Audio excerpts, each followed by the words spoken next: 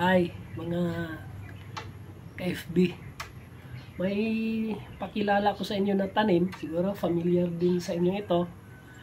Isa ito sa mga mahal na tanim, no?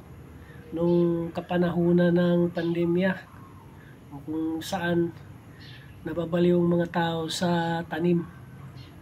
So ito, ang tawag ng tanim na ito, siguro kilala na ninyo, Sensation ang pangalan nito. Dwarf ito na klase. Dalawang klase kasi ang Sensation eh.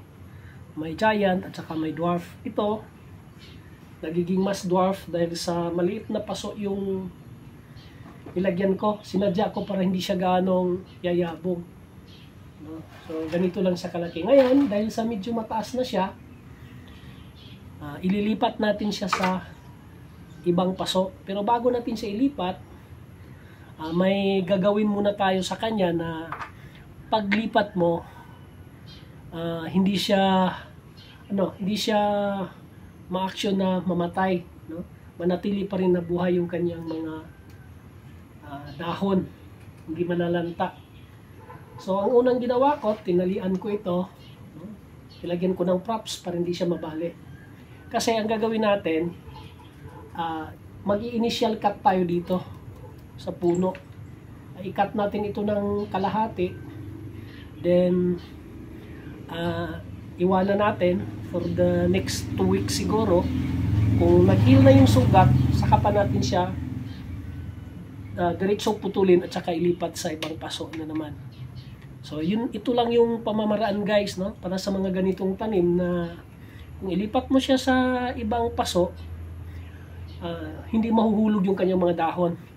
Kasi kung putulin mo agad ito, tapos ilipat mo sa ibang paso, siyempre masaktan siya. Lahat ng although hindi siya mamatay, lahat ng dahon dito, mahuhulog yan, malalanta. So ito guys, gagawin na natin. Gamit lang ang lumang nagaring bakal, dito tayo magpuputol.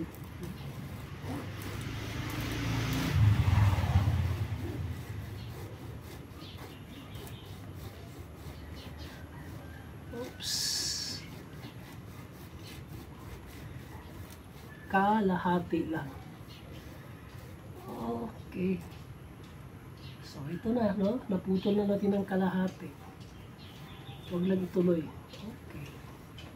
So, sa ganitong paraan, guys, pagka mahil na itong kalahati, then, putulin na talaga natin siya at ilipat sa paso.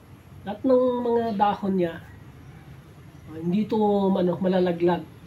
Manatili pa rin na ganito. Yan lang. Bye. Thanks for watching.